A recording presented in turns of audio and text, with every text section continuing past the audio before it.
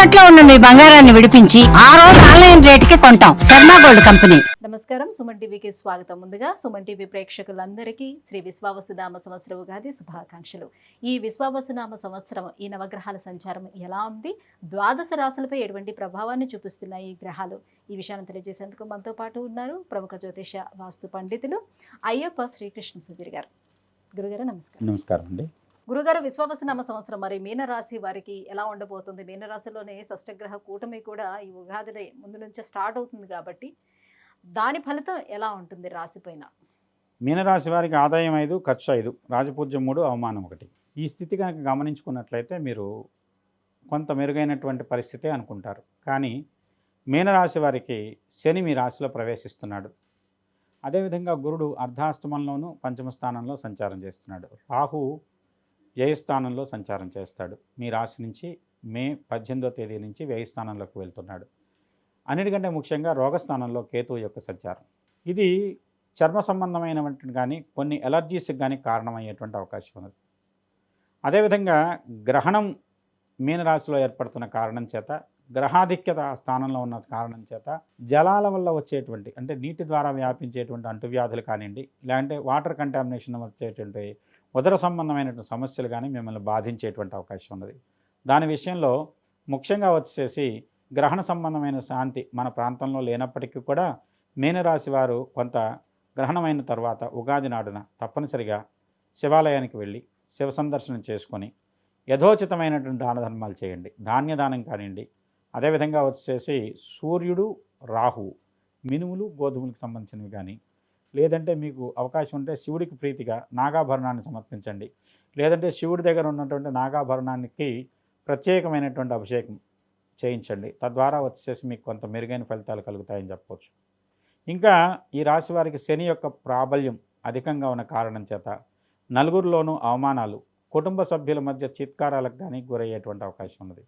నమ్మిన వ్యక్తులు, సొంత వాళ్ళు మిమ్మల్ని ఒక రకంగా వెలివేసినట్టు దూరంగా ఉంచడం జరుగుతున్నది. దీని విషయంలో మీరు కనుక కుటుంబ సభ్యులతో బాగా అన్యోన్యత పెంచుకోవాలనే ప్రయత్నం చేసినట్టయితే శివపార్వతులు ఇద్దరినీ కూడా అర్ధనారీశ్వర రూపంలో ఆరాధించండి. తద్వారా వచ్చేసి మీకు శివుడి యొక్క అనుగ్రహం వల్ల శనిగ్రహ పీడ తొలగేటువంటి అవకాశం ఉన్నది. మీ మాటలు, అదేవిధంగా వచ్చేసి మీరందరూ మీ వాళ్ళు అనుకొని చేసేటువంటి పనులు వాళ్ళు అలా అనుకోని కారణం చేత మీకు కొన్ని చోట్ల మనస్తాపానికి గురయ్యే అవకాశం ఉన్నది. మీలో భావాలను కానివ్వండి, మీకు కలిగేటువంటి ఆలోచనలు కానివ్వండి, ఆచితూచి ప్రతిస్పందించి జనాలకు చెప్తూ ఉండండి. లేనట్లయితే మీకు ఉన్నటువంటి ప్రేమాభిమానాలను వాళ్ళు అలుసుగా తీసుకొని మిమ్మల్ని వాళ్ళ స్వలాభం కోసం మారుకునేటువంటి అవకాశం ఉంటుంది. ముఖ్యంగా జలతత్వ రాశి అయినటువంటి మీనం, అందులో వచ్చేసేసి గురుడి యొక్క ఆధీనంలో ఉండేటువంటి మీనరాశి వారికి అందరినీ సమదృష్టితో చూసేటువంటి ఒక సమత్వ భావన ఉంటుంది. కానీ అది ఈ సందర్భంలో దాన్ని అలసిగా తీసుకొని చెడు తలంపుతో వచ్చేవాళ్ళు కానివ్వండి, మీ మీద నష్టం కలిగించి వాళ్ళు లబ్ధి పొందాలనేటువంటి వ్యక్తులకు ఆసరాగా అలుసుగా మారేటువంటి అవకాశం ఉంది. దాని విషయంలో కాలం మంది కానప్పుడు కొంత మనం వెనక్గా ఉన్నా తప్పులేదు కానివ్వండి, ఎవరి చేతుల్లోనూ చిక్కి మోసపోవటమో లేకుంటే వాళ్ళ యొక్క వేదకు గురవటమో జరిగేదానికంటే కొంత ఆలస్యం జరిగినా మీకు మంచి జరగడం కోసం కొంత మీకు యొక్క ప్రాధాన్యతను తగ్గించుకునే ప్రయత్నం చేయండి. తద్వారా మీకు నష్టాన్ని నివారించుకునేటువంటి అవకాశం ఉంటుంది. మీరు వాటితో పోటీపడి మీరు వాటిలాగా రోడ్డెక్కినట్లయితే వాటితో పాటు మీరు కూడా వచ్చేసేసి జనాల దృష్టిలోనూ, ప్రభుత్వ దృష్టిలోనూ, అలానే పోలీసుల దృష్టిలో కూడా కొంత ఇబ్బందికరమైన వాతావరణాన్ని ఎదుర్కోవాల్సినటువంటి పరిస్థితులు ఏర్పడతాయి. కాబట్టి చాలా జాగ్రత్తతో ఉండవలసినటువంటి అవసరం ఉన్నటువంటి పరిస్థితి. ముఖ్యంగా మీ ఆరోగ్యం కోసం, శారీరకంగా ఉండేటువంటి రుగ్మతలు తొలగడం కోసం మహామృత్యుంజయ శాంతి, అదేవిధంగా వచ్చేసి ఈ యొక్క ధన్వంతరి మూర్తిగా విష్ణువుని ఆరాధించండి. ధన్వంతరి రూపంలో విష్ణువుని ఆరాధించినట్లయితే అనారోగ్య సమస్యల నుంచి విముక్తి లభిస్తుంది. అదేవిధంగా వచ్చేసి మీకు వచ్చేటువంటి కొన్ని శారీరకమైనటువంటి సమస్యల నుంచి కానివ్వండి, లేకుంటే వచ్చేసి కుటుంబ సమస్యల నుంచి కానీ మంచి అనుకూలమైనటువంటి ఫలితాలు ధన్వంతరి అనుగ్రహిస్తాడని తెలుసుకోండి. అయితే గురువు మరి ద్వితీయార్థంలోని కర్కాటకంలోకి వస్తాడు కాబట్టి అప్పుడు ఏమైనా కొంత సహాయం చేసే అవకాశం ఉంటుందా గురువు నుంచి? అక్టోబర్, నవంబర్, డిసెంబర్ ఈ 3 నెలలు కొంత మెరుగవుతుంది పరిస్థితి కానివ్వండి. పూర్తి స్థాయిలో అనుకూలమైన ఫలితాలు కాదు. కానీ శని పూర్తిగా ప్రతికూలుడు అని చెప్పడానికి లేదు మీనరాశిలో.